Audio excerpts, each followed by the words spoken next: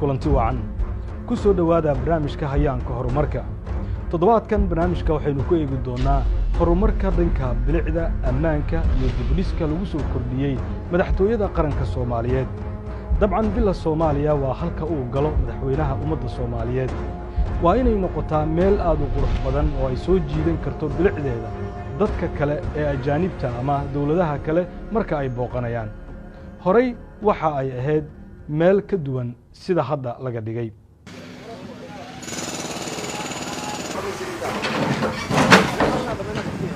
markii madaxweynaha uu si rasmi ah ugu soo wareegay madaxtooyada 9 cisho kadib waxaa dib u dhis lagu sameeyay qaybo kala duwan oo ka mid ah xarunta madaxtooyada maadaama ay goobtani tahay meesha ugu sarreysa ee dalka laga xukumo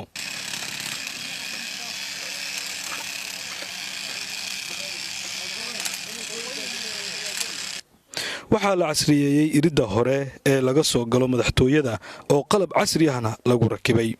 taas oo si fudud ay u isticmaali karaan dadka soo gelaya villa Soomaaliya waxaan howlka qabanaynaa madaxtooyada Soomaaliya howsha qabanayna waxa waaye waa installation of security system ama inaan gelino qalabka oo security oo high class oo ugu casrisan inaan gelino madaxtooyada ee Soomaaliya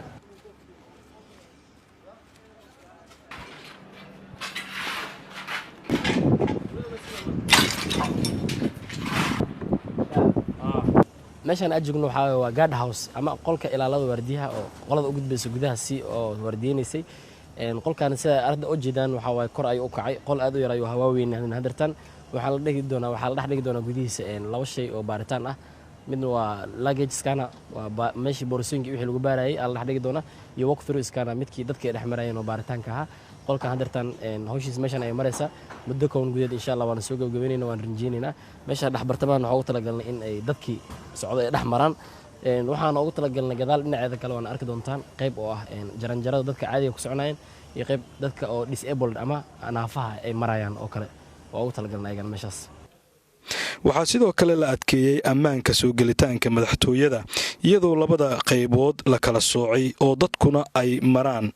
meel gaar ah halka gawaariduna ay maraan baaritaano casri ah oo heerar kala duwan ay soo maraan halkan aad arkaysaan waxa ku jira qalab casri ah oo loogu talagalay inuu gaariga uu ka baaro waxyaabaha hoosta ugu dhagan si uu arko qofka halkaas ku jiro hawshan istiraatiijiyada waxay bilaabatay 2017 bishii July waliba 11keedii meelahaas inay ahayd baan filayaa shirkii ugu horeeyay aan qaadanay wuxuu ahaa laba hadaf inaan marka hore tiigsano inaan amniga madaxtooyada sidaan u adkeyn lahayn gabahaanba qaabka loo soo geliyo iyo cidda soo gelaysa tan labaadna waxay ahayd bilicda madaxtooyada saan ayadana u qurxin lahayn labada hadaf anoo ka duuleynaa waxaan isweydiinay sidee hawshan u geli karnaa fursad waxay noo saamaxday marka inaan marka wax la diray inaan istiraatiiji ahaan soo fiiriyo madaxtooyooyinka adduunyada ama state house-yada kale qaabka uu amnigooda u sugan yahay bilicdooduna u hagaajisan tahay markaan baaris ku soo sameeyay wadamada noo dhow iyo kuwa noo fogba dhamaantoodba waxa noo soo baxday inaan qalabkan la yiraahdo bollarka oo birahan dhulka soo baxaya ah road blockerka oo kan naga dambeeya ah qalab saasa sidii aan u soo hagaajin lahayn u keen lahayn iyo waliba inuu noqdo qalab quality leh oo la test gareeyay UK baa waxa ku yaala meel qolo commission ah oo qalabyadan yaani baabuurta intaasoo tan ah lagu test gareeyo inuu baabuurka crash garoobo meesha qalabka dhaawac ka gaar lahaa marka meeshan ka soo bilaawno marka koowaad waxay ahayd inaan istiraatiijiyadii fiirino kadib gawaaridu markii halkay dhaafaanna waxay sii mari doonaan dhowr aaladood oo casri ah oo loogu talagalay in lagu sugo ammaanka madaxtooyada handaabyo aad u fara badan iyo iskaan lagu hubinayo waxa ku xiran gaariga hoostiisa ayaa lagu soo kordhiyay horay uma aanay jiri jirin adeegan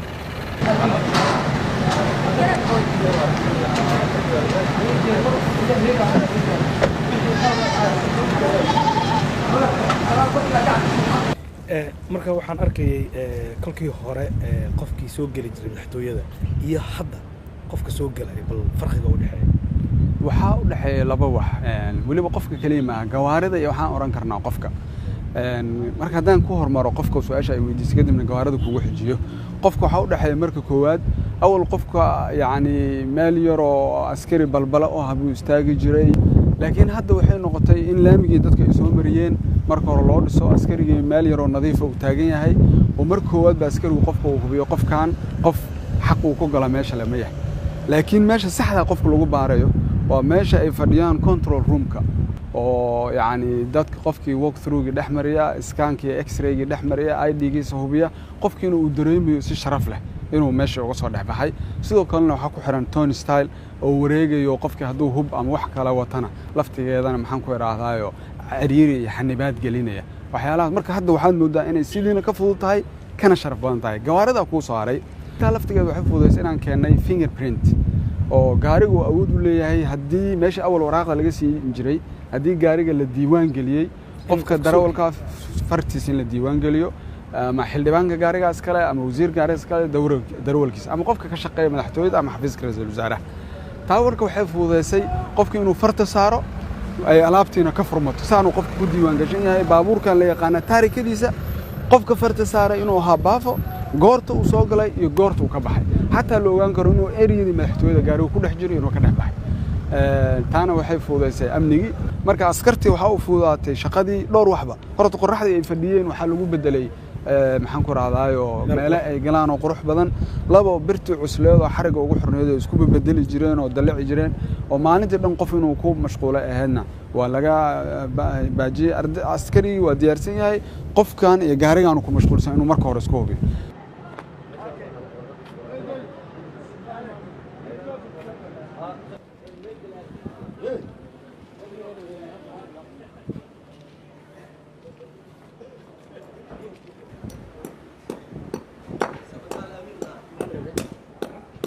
meeshaan qalabkaan gelinay hadda oo jeedin way taagan tahay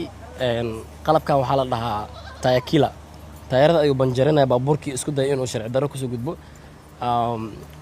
qol ayaa inta la keenaya oo la dhigaya system ayaa inta la gelina wixii horay oo manualka baabuurka oo xarig in laga qaado xarig la sii daayo oo la soo celiyo waa laga gudbay askari qolka ku dhex jiro waxa la leeyahay baabuurkaas ka qaad betoon oo wuxuu riixaya oo up baashan kor ay u baxayso qalabkan meeshan birahna ilkaan hoos ay galayaan haddana markii birta u soo celinaya betoonka down uu riixaya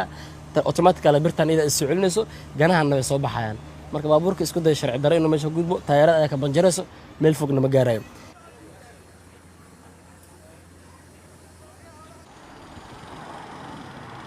waxaa sidoo kale isbeddel lagu sameeyey wadooyinka ama dariiqyada gala gudaha madaxtooyada ee la isaga kala goosha xafiisyada iyagoo ahaayeen kuwo aada u burbursan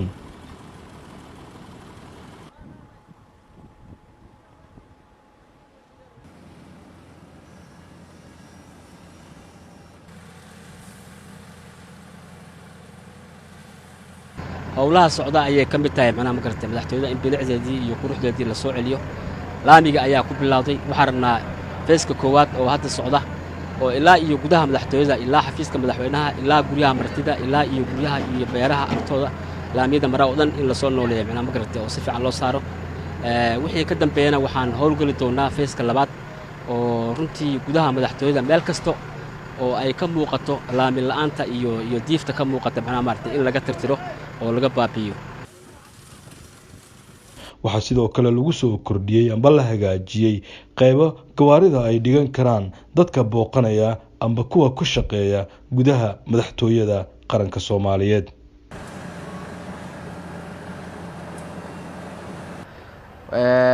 laamigan oo hadda la dhisay jidkan 3 kiiloomitir isku yarka ah bilicda madaxtooyadu qayb muhiim ka qaadanaya door muhiim ah laamigaas oo muddo 9 maalmood socday markii aragnay baahidii jirtay oo bilicdii qaranka in la soo celiyo madaxtooyada in madaxtooyada bilicdeeda la soo celiyo oo laamiyadeedana dib u dhis lagu suubiyo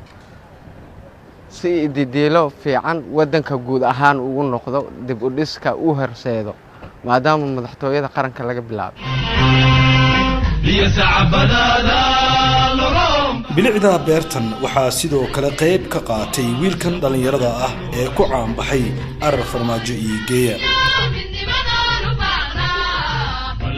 beerta ayaan hadda dhex joogaa kulli hadda isbedel weyn ayaan sameynay kulli haddana waa u jeedin beerta ayaan ku dhex jiraa hadda waxay taagan tahay baasha arbeerteeda iyo geeya ay taagan tahay agaasimo aamino iyo aniga iyo kuley shaqaalaha oo kuley ku jiro oo hore iyo anigu kuley hadda isbedel weyn ayaan sameynay liyasabadada lorom baxa balantenu wa shaqo balantenu wa shaqo beraho israa'iyo midnimadanu baana balantenu wa shaqo balantenu wa shaqo liyasabadada lorom baxa balantenu wa shaqo balantenu wa shaqo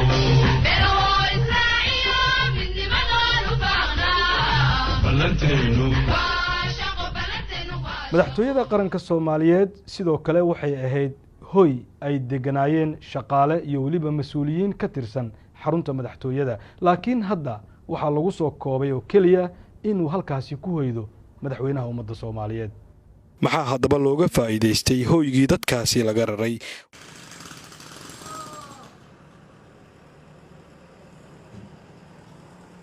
markaan nimid waxay nala noqotay in maaragtay madaxtooyada maadaama ay tahay wajigii Soomaaliya ay siday ahayd aan wax ka bedelno wax bedelkaasna hadda waxa hormood ka ahaa agaasimaha guud iyo aniga iyo maaragtay oo ah agaasimo ku xigeenkii madaxtooyada intaan hadda isbedelka dadka ka shaqeynaya ama ha ahaato albaabadiyo iskaan yaal la dhigay ama laamigii la dhisay ha ahaato ama beerta quruxda badan ha ahaato ama xafiiska weynan anagu fadhina ha ahaato waxaa noo dhima wax badan way isku dhex jireen hadda qaybta aad kor hadda tagteen ma ogi guriga weyn waxay ahayd qayb maaragtay deegaana ah xafiisyana ah marka hadda waxaanu maadaama ay tahay madaxtooyo deegaan ma noqon karto hal qof kaliya ayaa degi kara madaxtooyada oo ka noqon deegaan ku yeelan kara waa madaxweynaha Soomaaliya wiil Soomaaliya meesha la yiraahdo wiil Soomaaliya waa residency ama goobtii uu deganaa madaxweynaha iyo familiyadiisa la taliyaasha marka hadda muddo aduu 3 bilood ka hor meel ay fariistaan xataa ma jirin hore uma jirin la taliyo wuxuu ahaa qof uu iska magacaaban laakiin aan meel looga soo hagaag lahayn hadda daartaas weyn oo banaanka ku taalood aragtay oo ahaan jirtay sida aan sheegay deegaan ahaan jirtay qayb yarna xafiisa ka haddana qayb ra'iisul wasaaruhu ka degan yahay ayaa waxaan ka sameynay dayactir xoog laan ka sameynay hanti dhowrka degan xataa waxaan ka sameynay dayactir aad u weyn oo gudaheedo dhan si fiican baa loo dhisay waxaana la fadhiyaa hadda oo loo qalabeeyay qof kasta oo la taliya ah qiiqdii markii aan imid waxa jirtay meel beer ahaan jirtay aniga laftaydu dawladii Sheekh Shariif xildhibaan baan ahaa beer weyn bay ahaan jirtay laakiin markaan soo noqdo waxaan arkay meel galin oo waxba ka jirin runtii haddana dadku markay kaftamay waxay dhahaan beertii ama aaminay dhahaan laakiin beertaydii baa beertii qaranka aan uma jeclayna la yiraahdo waxaa iga gashay muddo 5 bilood ayaa banaanka taagnaa xataa aragtidaydu waa bedelantay marka maahmaahadu waxay ahayd aaminana hamadoobaata beertuna ha qurux badnaato beerta waxaa ku abuuran moos waxaa ka baxa kostaatada waxay dhahaan cagaarkan la cuno kaliya maaha aniga aamin ahaan waxaan aaminsanahay inaan kala untusno dalkeena meel kasta inay wax ka bixi karaan laakiin ulajeedadu maaha kaliya in ubax la daawado ulajeedada daba taal waa in la tusaa dadka xataa beertaas yar ee madaxtooyada ku dhex taala hadii la abuurto 5 qoys inay maaragtay dhirjin karto aniga taas way muhiimadaydu sabul tira badan ayaa waxaan ku shubnay dambiil weyn madaxweynahan u geeyno narwaakan gurigaaga kaliya intaana ka bixi karta dalka hadii la hirgeliyo nabadu balaarato dadku wax soo saarka way nagu filanto Soomaaliya oo dhan baa ku noolaan karta marka qisadaas looga jeeda iyo quruxda kama marna iyaduna mas'uuliyiinta iyo waliba shaqaalaha ka howlgala madaxtooyadu waxa ay fursad u heleen in ay helaan xafiisyo ay uga adeegi karaan bulshada haddaba dhismayaashii hore ee madaxtooyada ayaa isbedel casri ah lagu sameeyay iyadoo dhismayaal cusubna hadda ay socdaan hawshoodii halkan waa xafiiska uu fadhiisto madaxweynaha ummadda Soomaaliyeed waxa isna lagu sameeyay dib u habeyn ballaaran taas oo qofka marka uu soo galo soo jiidan karto xafiiska madaxweynaha marka aad gasho waxa aad ku arkaysaa sawirka madaxweynihii ugu horeeyay dalka Soomaaliya Allah u naxariistay Aadan Cabdulle Cusmaan oo suran xafiiska madaxweynaha waxaana ay muujinaysaa astaanta qiimaha uu dalka uu ku lahaa. muddadii sanadka ay jirtay dowladdii madaxweyne maxamed cabdulaahi farmaajo waxaa muuqata in dowladdu ay dadaalo ugu jirto sidii dalkan uu mar kale haybaddii uu ku lahaa caalamka dib loogu soo celin lahaa.